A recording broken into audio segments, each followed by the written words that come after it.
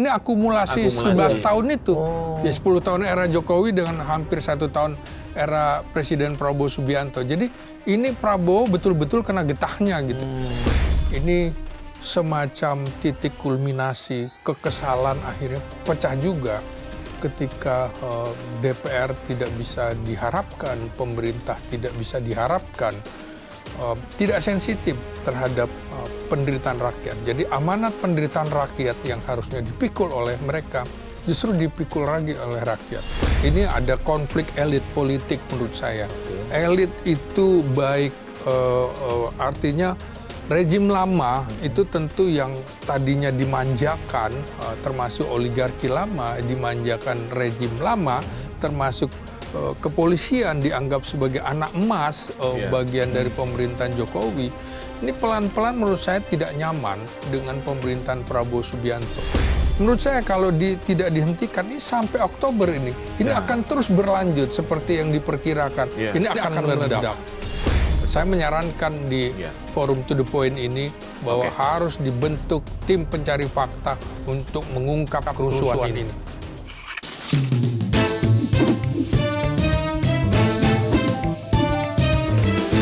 To The Point aja. Perjuangan masyarakat dan juga mahasiswa kemarin sempat menggelora di seluruh Indonesia. Namun, alih-alih memperjuangkan apa yang menjadi tuntutan dan cita-cita mulia, disusupin oleh oknum-oknum yang berakhir kepada hal-hal yang tidak diinginkan. Apa sebenarnya yang terjadi di sana?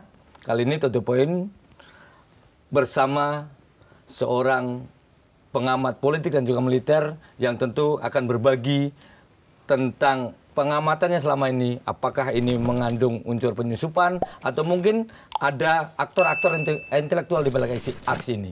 Saya Lukman Hanafi. Saya Pung Purwanto. Dan narasumber kita. Saya Slamet Ginting. Bapak Slamet Ginting. Selamat datang Pak Ginting di To The Point aja. Sebelum kita mulai Pak, ini To The Point aja, jadi ketika ngobrol di sini tidak boleh ada yang ditutup-tutupi. Kita sepakat ya? Oke Pak, langsung saya bertanya Pak. Ini kemarin ketika aksi kan mulai dari tanggal 25 ya. 25 masih aman-aman. Terus waktu itu dilanjut ada aksi-aksi tapi tidak terlalu besar. Terus 28 mulai lagi. Di situ ternyata menjadi puncak meledak. Dan tidak seperti yang kita bayangkan, ternyata menjadi kehebohan yang luar biasa dan ada kerusakan di mana-mana. Apa sebenarnya Pak dari yang Bapak lihat? Ini murni jadi unjuk rasa memperjuangkan tuntutan-tuntutan dari rakyat kecil atau sebenarnya ada oknum-oknum yang bermain di sana Pak? Ya ini sebenarnya situasi yang tidak bisa kita nilai dari 10 bulan pemerintahan Prabowo Subianto. Jadi ini dampak dari 10 tahun pemerintahan rejim lama yang itu kemudian pecah di era pemerintahan Prabowo Subianto. Jadi kekesalan publik itu semakin mengemuka ketika Prabowo menjadi New Hope, harapan baru, ternyata belum bisa terlalu diharapkan. Memang tidak adil memberikan penilaian seorang presiden dalam 10 bulan, itu nggak adil. Tapi memang momentum menjelang 1 tahun pemerintahan Presiden Prabowo pada Oktober nanti, 20 Oktober, itu juga mau tidak mau, publik mesti memaksa dalam tanda petik harus ada perubahan-perubahan signifikan sesuai dengan yang dikampanyekan Presiden Prabowo Subianto.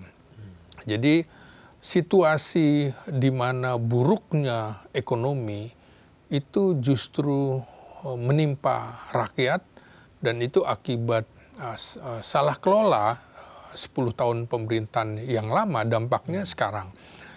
Mengapa pemerintahan lama? Karena memang dalam sejarah reformasi kita itu indeks demokrasi kita paling buruk justru di era pemerintahan Presiden Jokowi.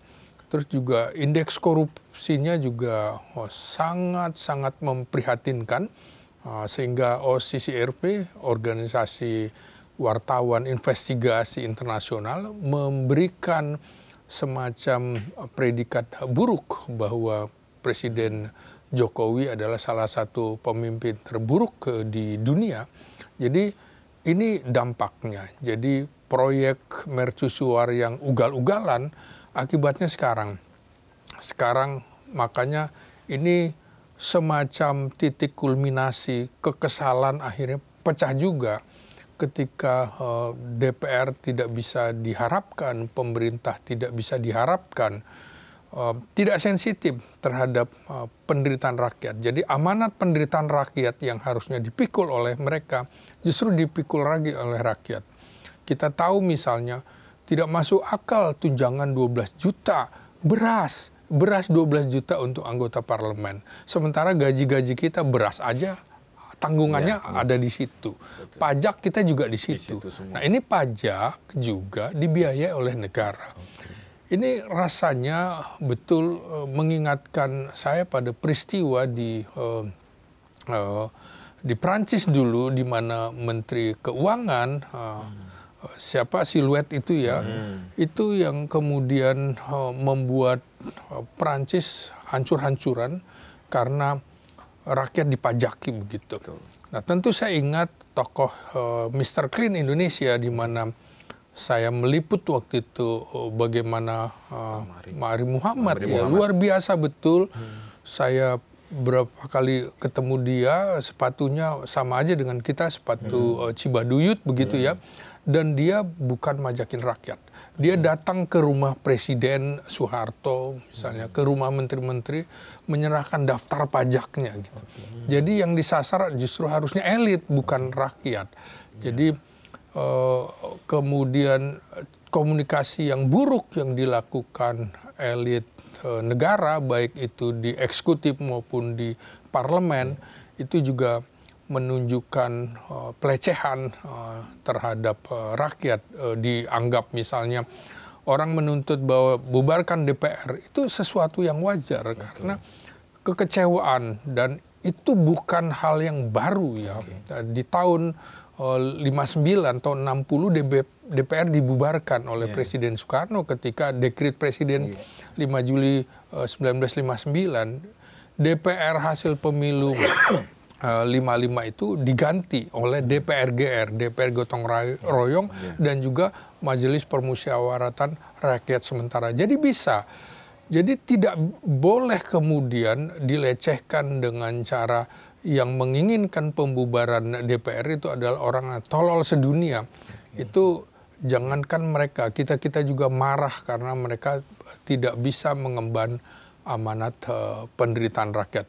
Jadi itu merupakan titik kulminasi. Jadi kalau bilang siapa perusuh dan lain-lain, menurut saya kita harus bedah dulu masalahnya tuh apa. Jadi apinya yang harus dipadamkan gitu. Bukan, saya tidak setuju perintah Presiden Prabowo kepada Panglima TNI dan Kapolri untuk nindak perusuh. Bukan itu pangkal masalahnya ya. Saya catat di sini misalnya akar masalahnya atau apinya ya, yang harus dipadamkan. Sumber apinya pertama tentu saja ketimpangan pajak sosial dan ekonomi.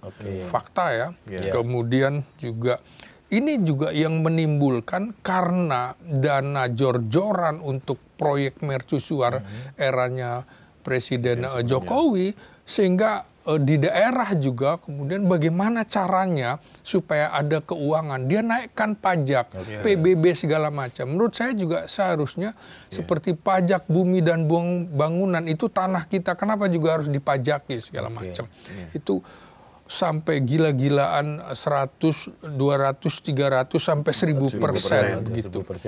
Ini jadinya kepala-kepala daerah juga harus berpikir, akhirnya yang ditindas rakyat, sama dengan perusahaan-perusahaan juga yang ditindas akhirnya rakyat. Dalam kasus Kementerian Tenaga Kerja itu, buruh itu diperas, harusnya sertifikat K3 itu 270.000, akhirnya menjadi berapa?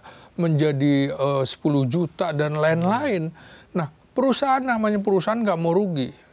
Maka digencatlah rakyat, buruh ya, seperti itu. Kemudian ada ketidakadilan fiskal itu tadi ya. Jadi bagaimana kita tahu ya, termasuk rekening saya yang nggak pernah dipakai gitu ya. 500.000 diblokir, ya ampun.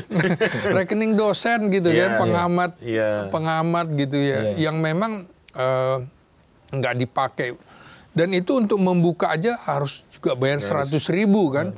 Berapa banyak orang harus membayar 100.000? Kok menggunakan memeras rakyat untuk kepentingan-kepentingan seperti itu? Lalu tentu saja ada pembagian alokasi dana APBN yang tidak proporsional ya, yang mengakibatkan APBD juga ancur-ancuran di daerah. Lalu pembagian dana bagi hasil sumber daya alam daerah yang tidak adil, tidak fair, dan tidak seimbang antara pemerintah pusat dan daerah. Ini mengingatkan kita pada peristiwa PRRI Permesta. Karena itu, ini berpotensi betul-betul membuat pecah belah bangsa kita, disintegrasi. Akhirnya ada separatisme. Ini yang tidak dipikirkan oleh pemerintah maupun parlemen. Catatan berikutnya ada ketidakadilan hukum dan abuse of power. Banyak orang yang dalam kasus yang harusnya bisa ditunda malah segera dieksekusi. Kasus Tom Lembong di Kejaksaan Agung misalnya, langsung ditahan, langsung diperiksa. Sementara Kejaksaan Agung tidak mengeksekusi Sylvester Matutina yang memang menjadi bagian dari pemerintahan Presiden Jokowi. Ini kan abuse of power. Belum lagi pengaduan masyarakat kepada kepolisian dan juga kepada KPK. Jadi saya lihat ini kok jadi semacam, mohon maaf, komisariat Jokowi mania di kepolisian, di KPK maupun di Kejaksaan Agung. Ini lembaga negara, bukan lembaga pribadi. Terpaksa saya harus mengkritik sekeras-kerasnya karena sudah kita ingatkan bahwa akan terjadi potensi kerusuhan sosial apabila ketidakadilan ini diperlihatkan sangat menyolok dan juga terang-terangan. Nah, menurut saya juga tidak cukup dalam kasus kemarin menonaktifkan anggota DPR. Itu menonaktifkan tidak ada dalam aturan. Yang ada adalah PAW, pemberhentian, dan itu memang prosesnya lama. Ini juga kalau tidak segera diputuskan, ini akan bisa menimbulkan instabilitas politik yang tidak bisa kita bendung lagi. Belum lagi rakyat semakin tidak percaya kepada parlemen. Rakyat juga menjadi tidak percaya pada pemerintah. Artinya ada delegitimasi terhadap pemerintah, terhadap parlemen, terhadap penegakan hukum, terhadap aparat yang menangani bidang ekonomi. Hancur lebur kita. Jadi jangan kemudian kita menyalahkan pihak-pihak lain. Menurut saya pemerintah harus introspeksi, parlemen juga harus introspeksi, bukan kemudian menuding kemana-mana seperti koboi sambil nembak di atas kuda. Jadi tembakannya mengarah kemana-mana dan rakyat menjadi korban seperti kasus kerusuhan yang kemarin. Itu sebagai gambaran yang bisa kita bedah nantinya. Oke. Pak, kalau saya tadi menyimak Bapak penjelasan dari awal sampai hari ini kan ini adalah apa sih istilahnya puncak ya, puncak kekecewaan masyarakat setelah 10 tahun sebelumnya kan gitu ya. Betul. Bla, bla, bla. Nah, ada nggak Pak Bapak tercium tanda kutip di pengamatan Bapak itu, ini jangan-jangan ada apa istilahnya, karena kemarin kan sempat isu rame Prabowo mulai bersih-bersih geng Solo. Nah, ini jadi momen ketika ada yang kepleset. Terus ini dijadiin apa istilahnya ya, mungkin jadiin skenario atau apalah bahasanya untuk menjadi rusuh dan sebagainya oleh pihak tertentu yang tidak mau dibersihkan. Ada berbau ke situ nggak Pak? Saya kira memang tidak bisa dilepaskan. Ini ada konflik elit politik menurut saya. Elit itu baik artinya rejim lama itu tentu yang tadinya dimanjakan, termasuk oligarki lama, dimanjakan rejim lama, termasuk kepolisian dianggap sebagai anak emas, bagian dari pemerintahan Jokowi. Ini pelan-pelan menurut saya tidak nyaman dengan pemerintahan Prabowo Subianto. Jadi pihak-pihak yang tidak nyaman, termasuk di pemerintahan saat ini, kan mau tidak mau kalau memang harus ada reshuffle, harus dievaluasi. Kita juga sadar, kita bekerja ada yang mengevaluasi kita. Jadi kalau kita dianggap tidak layak, ya nggak apa-apa gitu ya. Jadi ini yang kemudian membuat elit-elit ini merasa gusar bahwa ladang finansial mereka akan terbang hilang. Juga termasuk tentu saja tokoh-tokoh yang sudah terindikasi bahwa dia melanggar hukum, korupsi dan lain-lain, baik yang ada di dalam negeri maupun di luar negeri, patut diduga bermain di dalam kancah ini sehingga mereka tidak ingin misalnya kehilangan posisinya, mereka tidak ingin kehilangan lumbung-lumbungnya, dan juga wajar misalnya di kepolisian Listio Sigit itu harus diganti, wajar karena dalam sejarah era reformasi inilah Kapolri yang paling lama, 4,5 tahun menjabat, sehingga posisinya yang akan diganti ini juga bisa menimbulkan berpotensi terjadi konflik di dalam lingkungan kepolisian. Tentu rebutan siapa yang ingin masuk menjadi Kapolri atau Polri 1. Ya tentu saja Listio Sigit ingin orang-orang di sekeliling dia yang dibesarkan dia yang akan menggantikan. Tapi pihak-pihak lain juga punya kepentingan yang sama, baik partai politik, pemerintah, atau pihak-pihak termasuk oligarki ingin bahwa Kapolri ada di dalam genggamannya.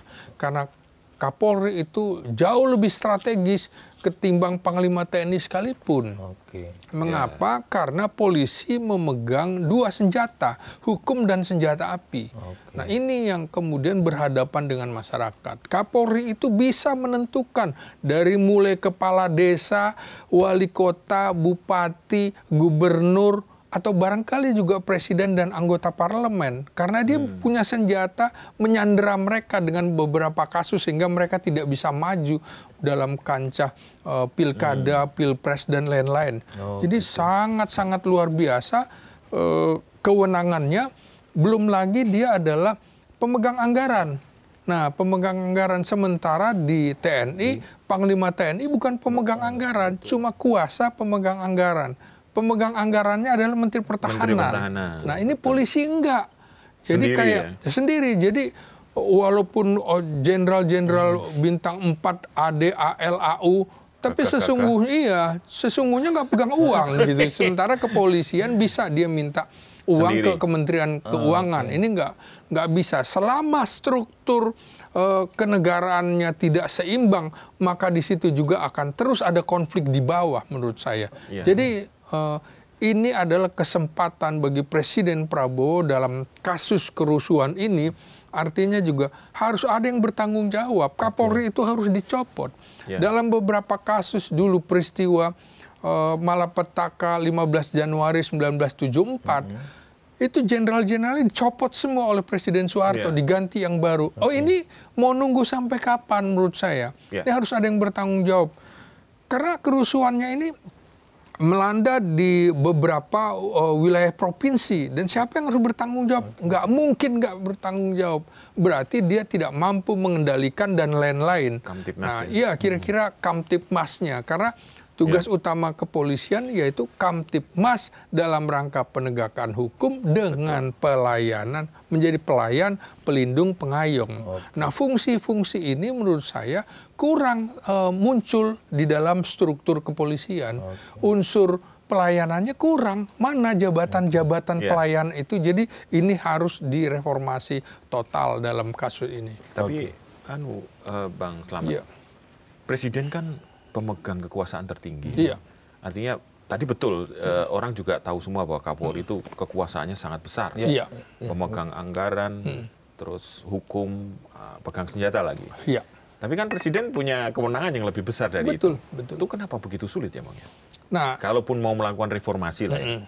Jadi tidak hanya mengganti Kapolri, tapi reformasi di tubuh Polri gitu. Iya, saya kira kita berharap betul Presiden yang dengan latar belakang Kopassus ya, Komando Pasukan Khusus berani bertindak gitu. Betul. Ini bukan Kopaja ya yang mondar-mandir gitu ngangkutin orang, enggak. Jadi jiwa Kopassusnya kita tunggu untuk berani mengambil risiko, termasuk risiko apa? Mencopot orang-orang yang dianggap tidak kredibel menurut saya. Ini kan sebenarnya harusnya bisa diantisipasi sejak tanggal 25 Agustus. Ada kecenderungan, sudah ada pengumuman loh, bahwa ini akan ada demo tanggal 25, akan ada demo tanggal 28. Saya tuh sudah juga mengingatkan sejak awal masa pemerintahan Presiden Jokowi, hentikan itu joget-joget di istana. Itu marwahnya hilang. Kalau mau joget-joget silahkan bikin panggung rakyat di Monas begitu. Akhirnya kan terbawa ini semua di DPR gitu. Ketika habis pengumuman kenaikan tunjangan, mereka berjoget-joget di atas penderitaan rakyat menurut saya. Sama ini menunggu pecah ketika saya langsung begitu selesai upacara, saya tutup itu, saya nggak lihat lagi siaran-siaran. Nggak pantas lah tentara-tentara juga berjoget-joget. Wibawanya nggak ada menurut saya. Jadi panggung-panggung menurut saya ini kok jadi badut-badut politik yang dikendalikan oleh istana Jokowi waktu itu. Hentikan menurut saya. Sudah 11 tahun, hampir 11 tahun. Warisan-warisan peninggalan seperti itu jangan dilanjutkan. Jadi betul-betul pejabat juga jangan disandera. Yang era Jokowi itu yang punya masalah justru terus diangkat, tidak dihentikan, dijadikan sandera. Jangan. Jadi menurut saya Presiden Prabowo jangan menyandera orang. Kalau memang tidak layak itu copot saja. Sejak awal kan juga saya bilang harusnya berani di dalam pemerintahan Presiden Soeharto dan lain-lain, maka peninggalan rejim lama itu betul-betul harus diminimalisasi. Bukan ini lebih dari 50%. Menurut saya sangat. Bagaimana publik tidak menyatakan Presiden Prabowo Subianto disandera, tidak disandera karena dengan orang-orang lama masih. Menurut saya hentikan itu karena dinilai justru Jokowi dianggap salah satu presiden yang menyengsarakan rakyat selama 10 tahun. Kita bisa ngomong itu setelah yang bersangkutan tidak menjabat. Kan evaluasinya seperti itu. Bukan yang kemarin kita kecewa juga pada saat Presiden Prabowo memberikan royal, obral bintang-bintang Mahaputra. Seharusnya kan pemberian itu setelah selesai bekerja pemerintahan. Kita kan dapat penghargaan dari tempat kerja kita. Setelah ini selesai. Layak, setelah selesai baru naik gaji, naik jabatan. 10 bulan apa yang bisa dilakukan? Apa yang bisa dinilai? Sementara beberapa pihak itu sejak era Presiden Jokowi, beberapa menteri itu kan memang tersandera kasus. Hanya dilindungi. Kok calon-calon koruptor diberikan penghargaan?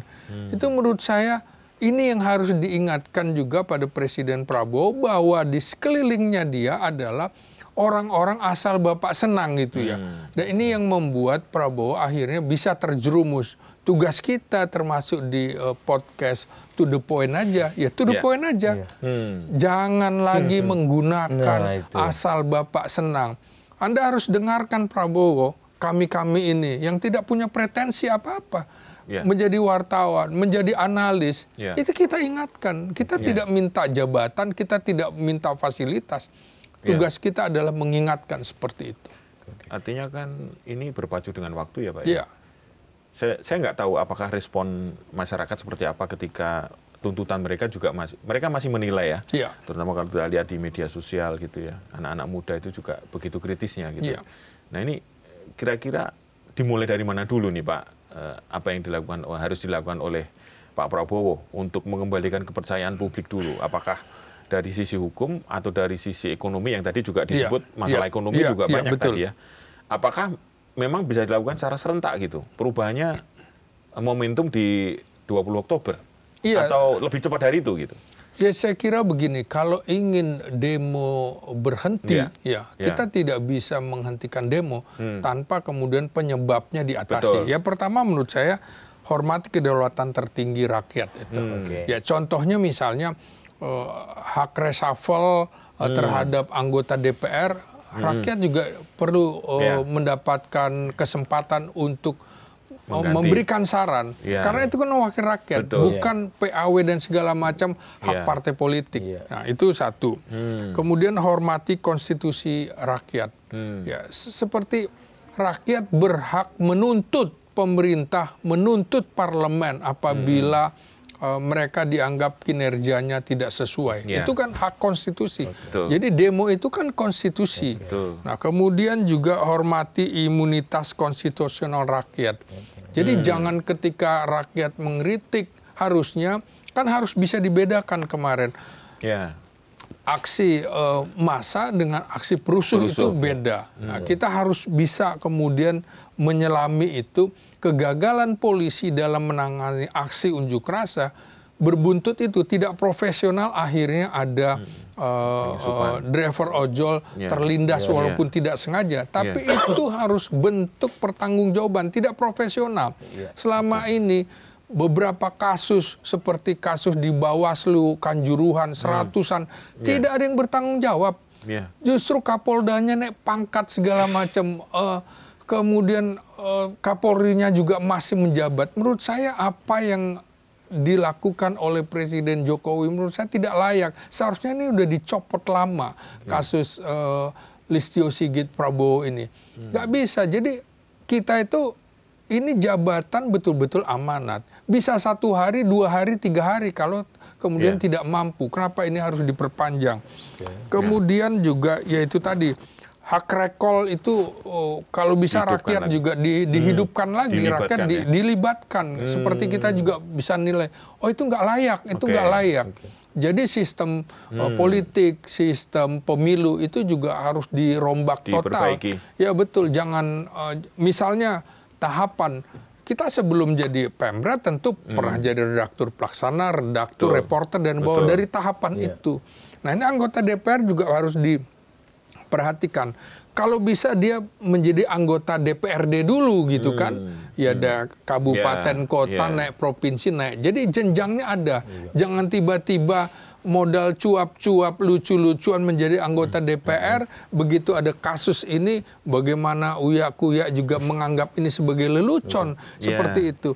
Nah artis-artis yang kemudian menjadi pejabat publik, itu kan juga harusnya juga artinya diperhatikan, jangan hanya melihat kemampuan dia menggait massa. Kalau kita aja sekarang bagaimana pekerjaan ada status-status tingkat syarat pendidikan, saya menyarankan untuk anggota DPR juga itu syaratnya S2 menurut saya, bukan lagi S1. Begitu juga presiden. TOEFL-nya harus bagus karena dia mewakili negara, jangan kemudian nanti dia di forum-forum internasional dia tidak mampu. Untuk berbahasa Inggris saja tidak mampu. Loh, kita jadi wartawan juga seleksinya luar biasa, ada tes TOEFL dan segala macam, tes kesehatan.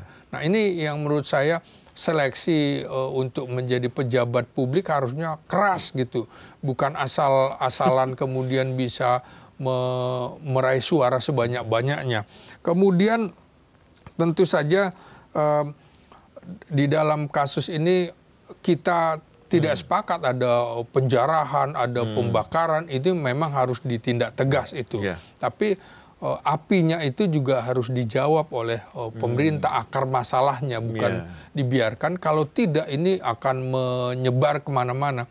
Ini menurut saya kalau tidak dihentikan ini sampai Oktober ini akan terus berlanjut seperti yang diperkirakan. Ini akan meledak. Nah Presiden Prabowo juga jangan kemudian merasa bahwa dia mendapatkan dukungan 80%.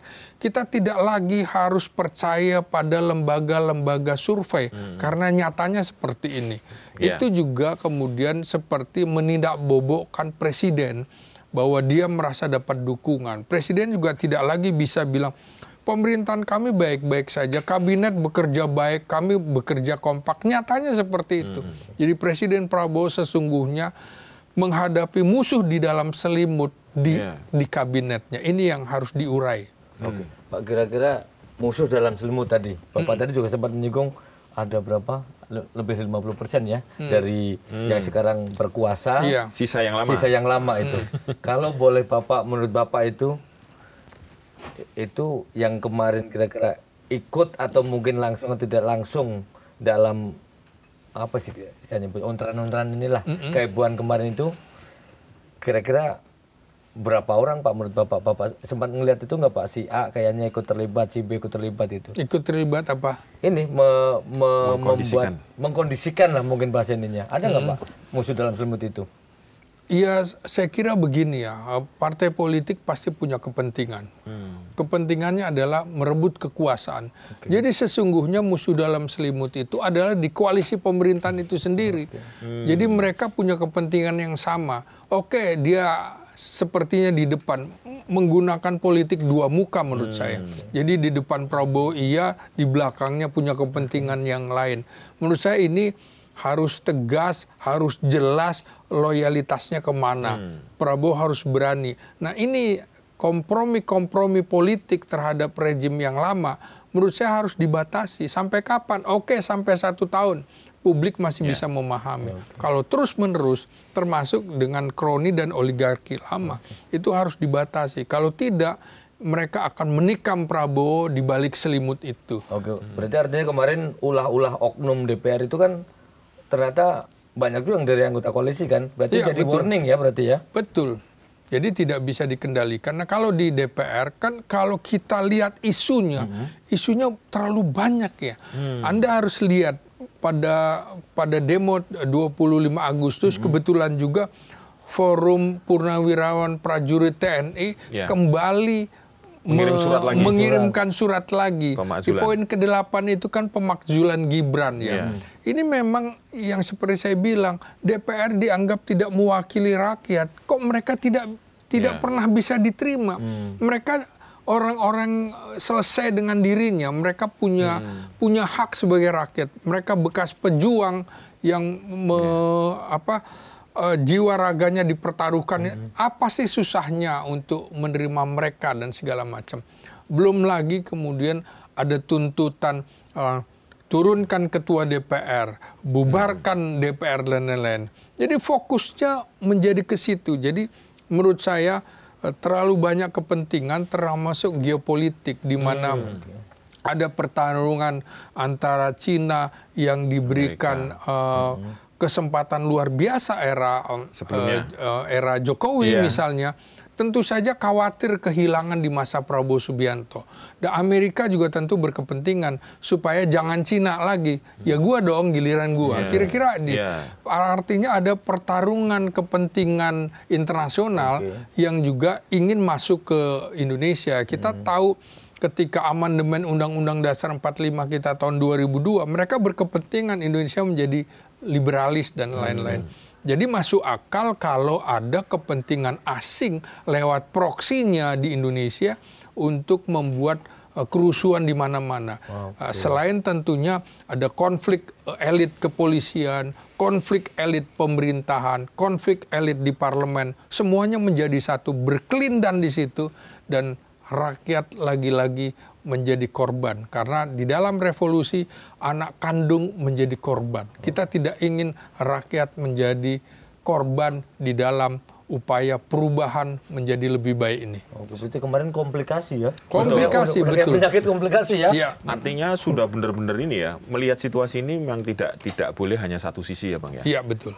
Jadi harus dilihat bahwa ini komplikasinya luar biasa. Iya. Nah, tadi menarik itu, kebiasaan kita adalah kalau kita itu sibuk ketika menangani akibat, ya kan? Nah, sekarang kan semua sibuk nih, polisi sudah menangkapin provokator, kemudian ini. Nah, di sisi lain nanti sebabnya orang itu menduga masyarakat itu akan lupa. Gitu. Bagaimana anggota DPR masih tetap dapat 50 juta, terus nanti pajaknya masih tinggi. Nah, ini yang akan ditagih juga nih saya kira. Betul. Jadi saya sih kurang setuju ya kalau masyarakat kita itu sekarang dianggap sebagai short memory. Karena apa, Bang Slamet? Karena jejak digital pejabat itu sangat nyata. Betul, gitu. betul. Jadi anak-anak muda sekarang saya pikir cukup berperan ya melalui teknologi sosial media, digitalnya, menggerakkan nurani lah ya, narasi murni itu untuk menuntut itu kepada publik gitu. Jadi mungkin ini yang perlu ditangkap oleh istana gitu Pak. Kira-kira gimana Pak? Iya betul. Jadi Prabowo jangan main di tataran atas, jangan kemudian dia percaya begitu saja pada kelompok asal Bapak senang. Ini tidak cukup dengan meminta maaf kepada rakyat, tapi harus ada kebijakan. Misalnya, cabut undang-undang apa? Kuncinya ini ya. Kemudian konkret, juga, tahun 2011 kita sudah bicara tentang undang-undang perampasan aset. Sampai sekarang belum. Belum. Oke. Artinya, itu salah satu yang akhirnya apa? Dirampas oleh rakyat. Seperti itu kan. Harusnya ada. Kemudian undang-undang MD3 juga harus diatur kembali. Persyaratan-persyaratan di parlemen. Belum lagi undang-undang yang dulu bermasalah. Ini harus kita angkat kembali. Jadi keputusan-keputusan menaikkan pajak itu harus dibatalkan dan segala macam. Hal-hal yang kira-kira menyengsarakan rakyat itu harus dibatalkan. Itu bukan sekedar kemudian menindak perusuh dan segala macam. Itu sama juga kita sakit cuma dikasih painkiller. Iya, semacam obat pereda panas gitu. Harusnya sudah antibiotik, bahkan kemudian sudah harus diamputasi yang bagian tubuh mana, kalau yang tidak itu akan menjalar. Jadi Prabowo harus berani mengamputasi pejabat-pejabatnya, dan partai politik juga jangan biarkan mereka yang kemudian melecehkan rakyat itu hanya dinonaktifkan, kendati mereka adalah wakil ketua DPR, mereka sekjen partai. Sudah, buang saja kemudian, karena kalau enggak dituntut rakyat ini partai politik. Ini jadi hanya semacam menyembuhkan dengan sementara saja, tapi rakyat juga tidak bodoh-bodoh amat, akan terus dikejar keputusannya seperti apa, kapan PAW-nya dan lain-lain. Kita harus juga membuka mata kita, bukan cuma yang ada di parlemen, tapi juga di eksekutif yang komunikasi publiknya buruk, yang juga menyengsarakan rakyat. Sudah harusnya dihentikan. Harusnya ada aturan penalti terhadap pejabat-pejabat negara yang salah ucap, salah tindakan, pamer, hedonisme. Itu kan yang diungkapkan. Bagaimana jam tangan 11 miliar. Kita sebentar lagi di-shot gini. Bawa baju-baju kita kan sekitar 200 ribuan ini aja kan. Kira-kira sepatunya segala macam. Iya kan? Kita bisa menjawabkan semuanya. Jadi yang seperti ini gaya hidup hedonis. Kalau perlu misalnya gaji DPR adalah misalnya 20 kali UMR misalnya seperti itu. Jadi jelas gitu, bukan kemudian kita hampir sekitar 100 jutaan gitu. Harusnya kira-kira ada perbandingan. Sama dengan gaji Pemret dengan yang di bawah itu juga harusnya nggak terlalu jomplang. Ada jelas. Misalnya 1:12 misalnya. Jangan jomplang.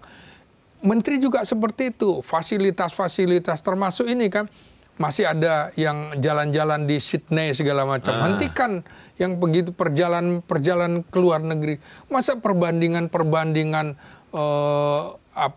kunjungan kerja, kemudian melakukan studi banding ke negara-negara yang nggak masuk akal gitu. Jadi hentikan studi banding, irit segala macam, dan tinjau kembali lagi program-program Presiden Prabowo yang dianggap populis tapi justru menyengsarakan rakyat karena dana di APBD akhirnya difokuskan ke situ. Kita harus fokus pada pendidikan, pada pelayanan kesehatan kalau kita ingin maju seperti itu. Jadi levelnya bukan soal himbauan lagi, ini harus ada keputusan jelas ya. Keputusan jelas. Dan keputusan itu pun akan ditunggu apakah berlaku di lapangan atau tidak. Termasuk yang simpel itu, yang totot di jalan, yang selalu macet masih minta jalan gitu. Nah itu kan banyak banget Pak, semua pejabat punya pengawal sekarang. Itu mestinya juga dihentikan sih. Angkutan publik betul-betul digunakan. Mereka harus naik angkutan publik misalnya, betul-betul. Itu sepakat banget. Itu konkret gitu. Jangan kemudian himbauan nggak cukup. Jadi harus ada keputusan yang jelas dari pemerintah Prabowo Subianto, juga dari parlemen dan lain-lain. Jangan sampai kemudian publik mencatat dan publik mencatat bahwa ini hanya jawaban, hanya ilusi-ilusi, dan kita hidup dalam negara yang penuh halusinasi. Kita tidak ingin seperti itu. Pak, berarti tadi kan nonaktif ya, beberapa nonaktif. Berarti harusnya dipecat itu kali ya. Nonaktif itu masih digaji nggak sih? Masih digaji. Ya kalau masih berarti malah nambah-nambah duitnya nggak berguna dong. Iya, artinya kan sebenarnya fungsi. Mereka berhenti menjalankan fungsinya, tapi masih digaji. Harusnya langsung PAW. Jadi diadukan ke Mahkamah Kehormatan Dewan begitu. Memang prosesnya panjang.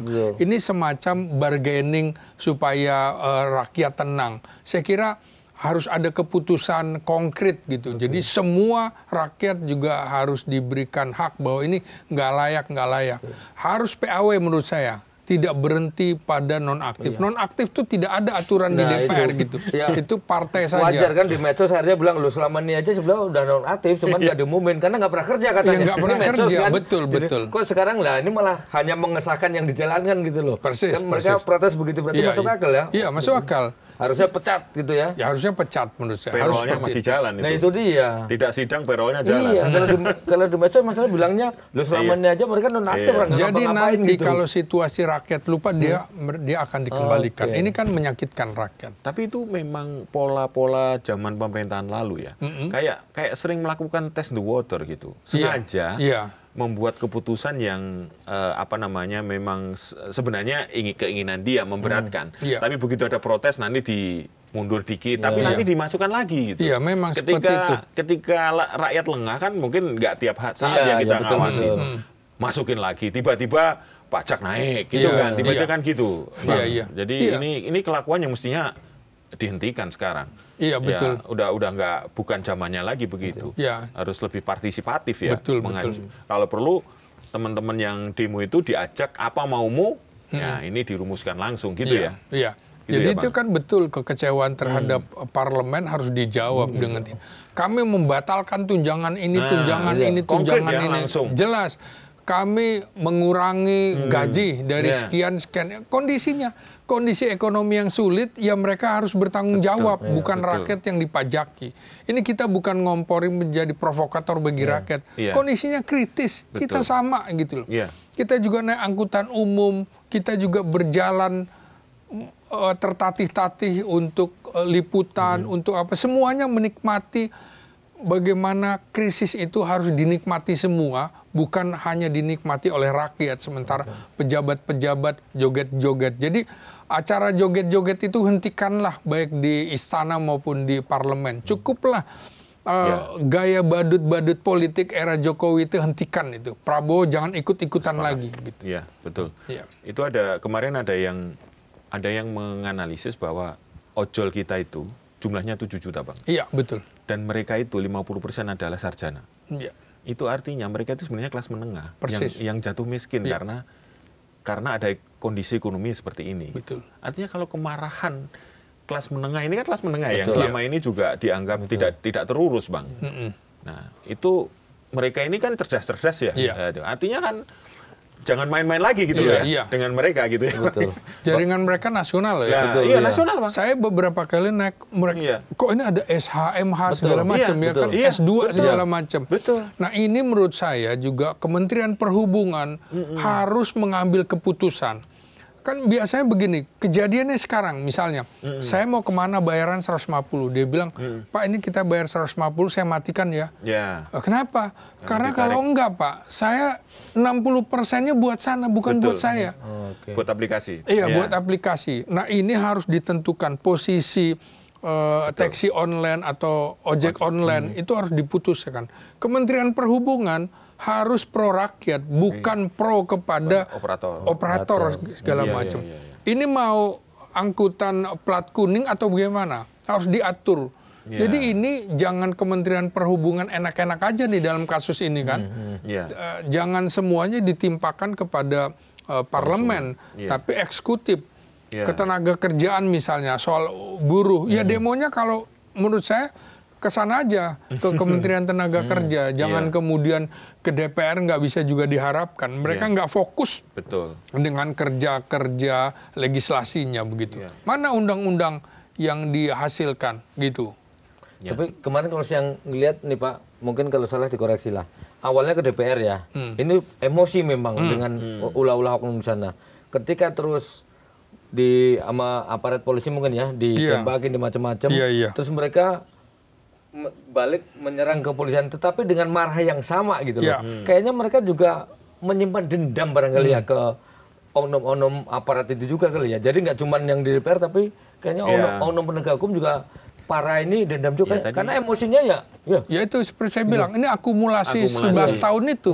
Ya 10 tahun era Jokowi dengan hampir 1 tahun era Presiden Prabowo Subianto. Jadi ini Prabowo betul-betul kena getahnya gitu dari kebijakan-kebijakan yang ugal-ugalan di era Presiden Jokowi. Dan sekarang mereka tumpahkan. Kenapa? Karena mereka takut ketika berbeda pandangan dengan pemerintah dianggap musuh negara, dijebloskan ke dalam penjara. Nah, Prabowo menjamin itu, maka mereka berani menyuarakan. Nah, jadi demo-demo ini akan terus besar di eranya Prabowo Subianto, menuntut seperti itu. Karena waktu itu mereka takut berbeda pandangan dengan pemerintah, dengan negara, karena dianggap menjadi musuh negara. Ini nggak bisa menurut saya. Ini kita harus mengembalikan marwah rakyat itu. Oke. Nah, menurut Bapak, apa yang perlu dilakukan Pak Prabowo nih terhadap mungkin kepolisian kali ya? Karena sekarang kan kayaknya luar biasa. Bapak tadi mengatakan kan lebih apa sih istilahnya Kapolri ya? Lebih punya power karena punya dua senjata kan, hukum sama senjata api. Apa yang mungkin bisa dievaluasi dari Pak Prabowo ini Pak? Mumpung Pak Prabowo ini kan tadi punya apa sih background Kopassus ya? Mungkin lebih paham tentang bagaimana strategi dan juga lebih berani gitu. Apa Pak kira-kira? Iya, menurut saya ya betul. Dalam kondisi seperti ini Prabowo jangan hanya mengirim aparat ya. Justru dia harus mengirim rasa keadilan. Dia harus kemudian mengirimkan bahwa akan melakukan reformasi. Yang dia kirim harus yang seperti itu. Mengirim pemimpin yang betul-betul taat hukum, taat aturan. Pemimpin termasuk pemimpin kepolisian, pemimpin kejaksaan, pemimpin kementerian, dan juga pemimpin parlemen. Jadi kirim orang-orang seperti itu, bukan kemudian mengirim untuk melakukan tindakan-tindakan. Jadi rakyat membutuhkan itu. Prabowo bukan sebagai panglima tertinggi, datang rakyat sebagai pelayan rakyat. Mereka juga sama, kepolisian, TNI dan segala macam. Jangan lupa ya, jangan asal-asalan. Mereka itu digaji oleh kita, dari pajak kita gitu.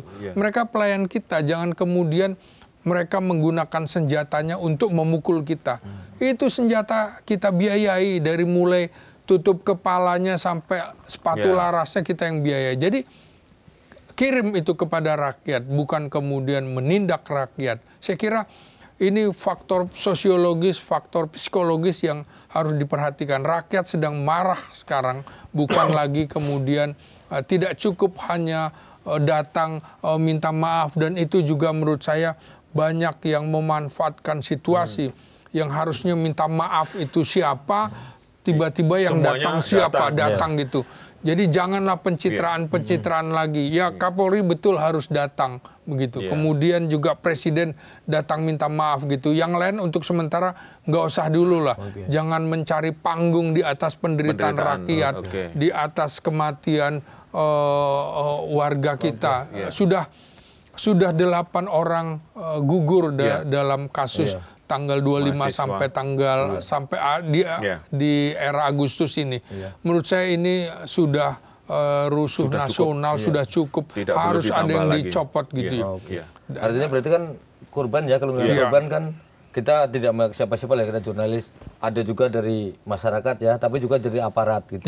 Sementara aparat kan selalu yang kena yang di bawah ya. Mereka itu kan, kalau saya membaca di ini ya, surat-suratan di medsos, entah itu benar-benar aparat atau bukan, suara mereka kan, saya ini hanya bawahan, kami menjalankan perintah, nggak dijalankan kami salah, dijalankan sekarang juga kita kadang ini kami juga salah. Sementara kami tidak bisa menolak itu. Ini artinya berarti apa yang salah dengan ini? Ujung-ujungnya kan yang di bawah jatuhnya kalau rakyat kecil, kalau aparat kecil jatuhnya kan mereka jadi berantem kan? Iya, betul.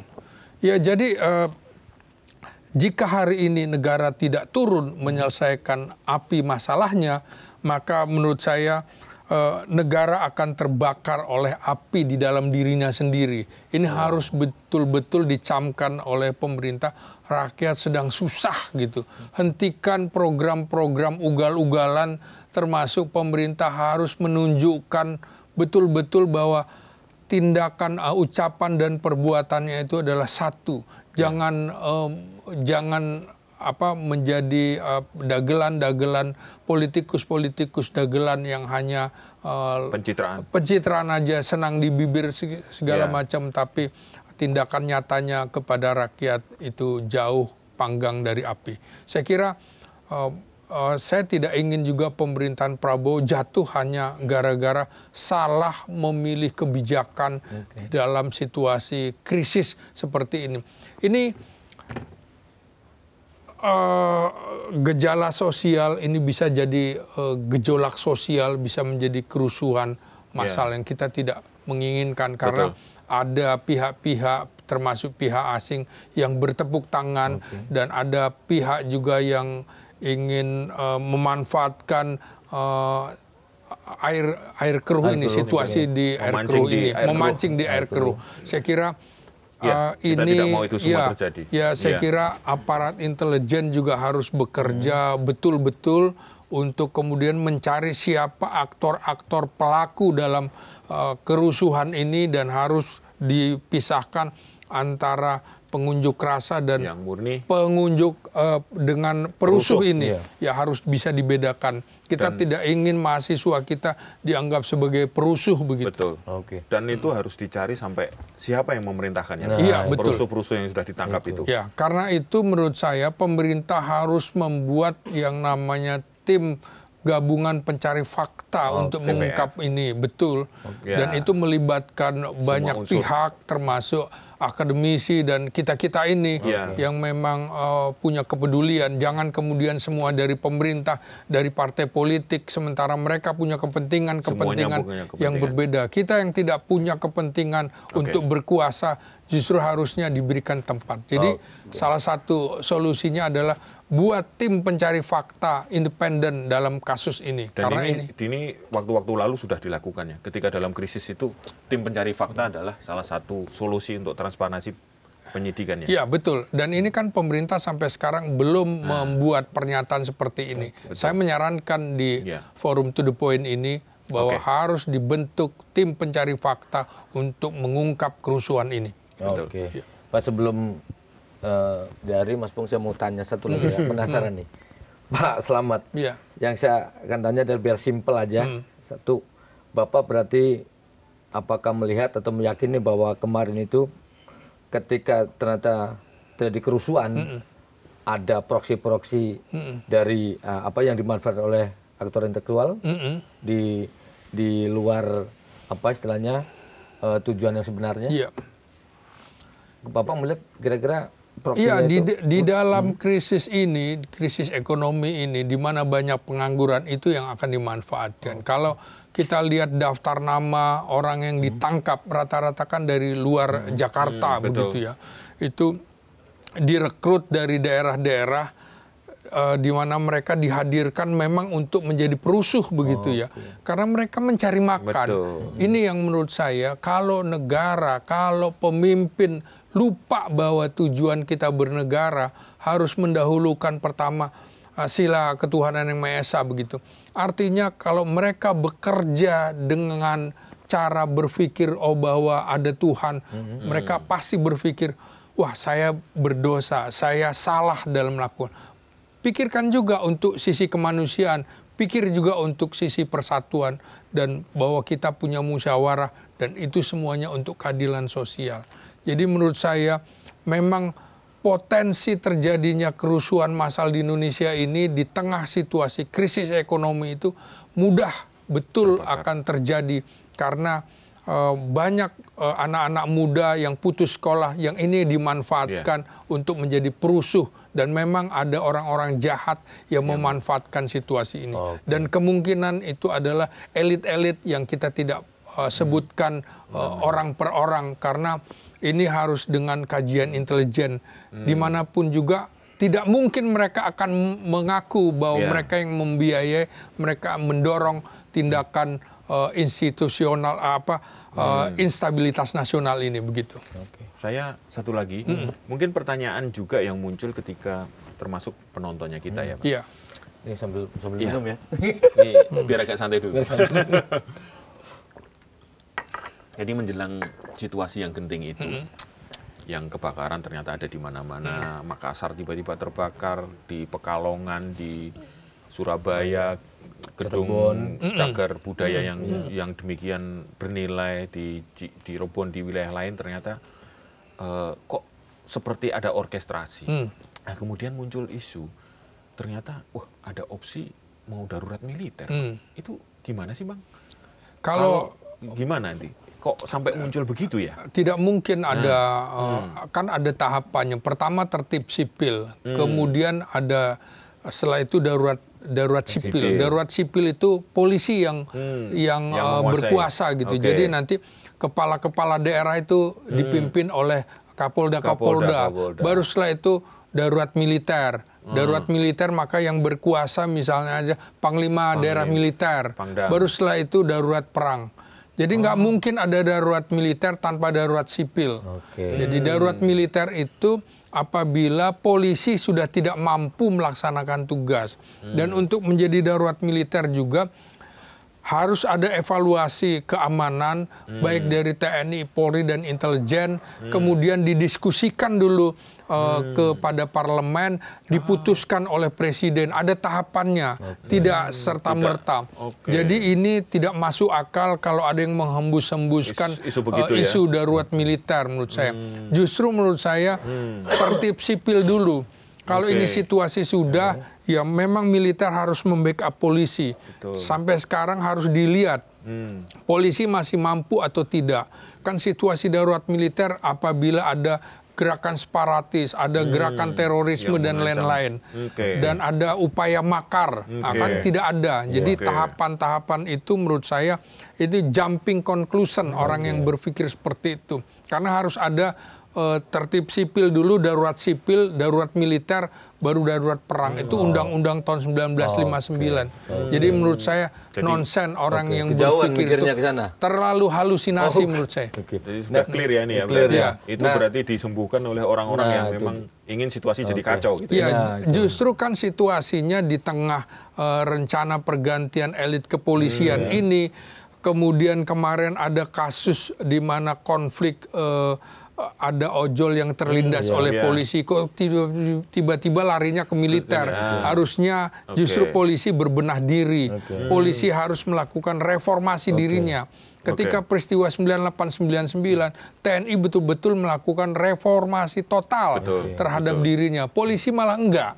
Justru menurut saya setelah 25 tahun ini, waktunya pemerintah menempatkan polisi di bawah kementerian.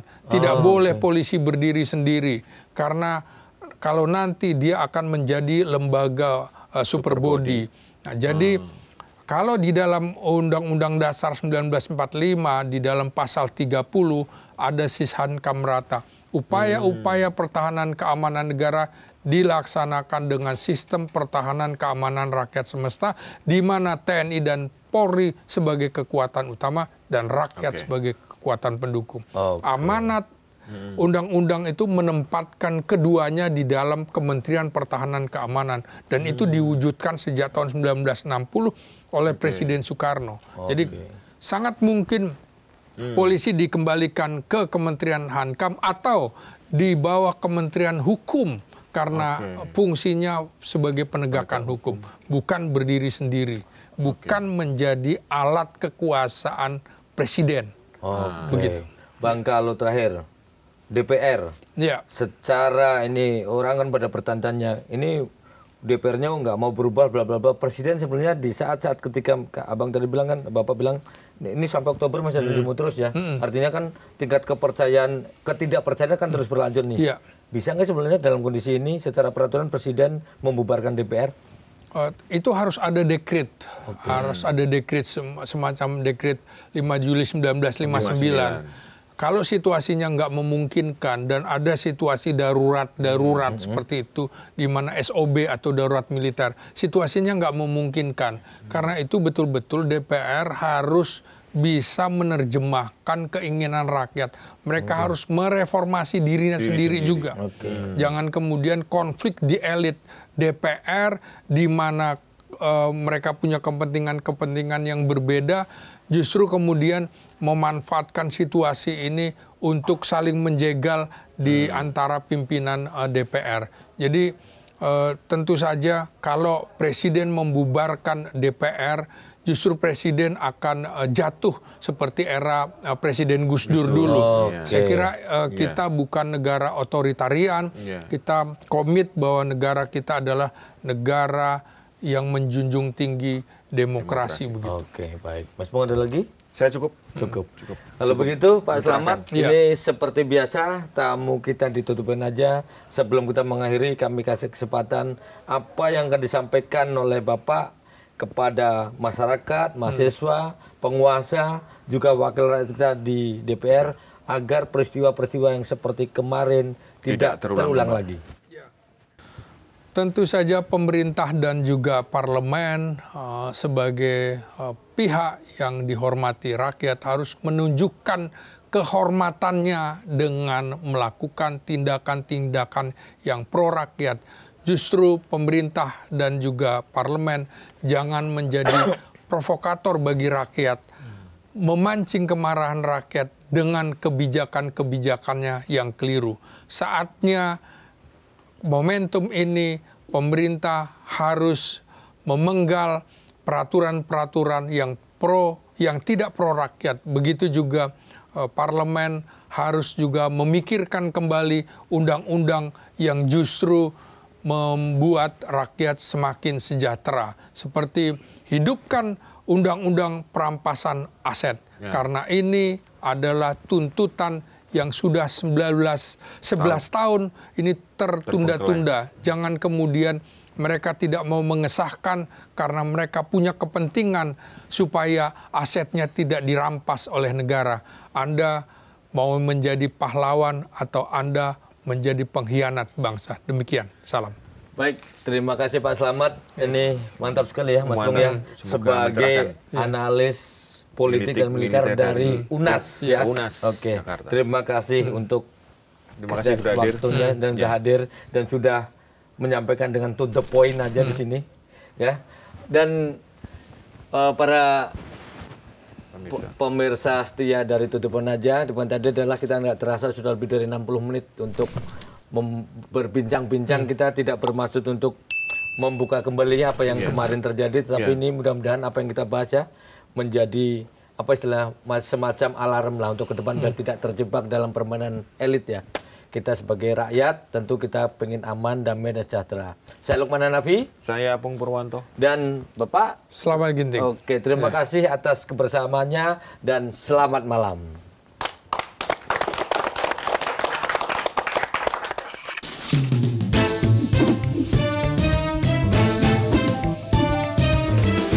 To the point aja.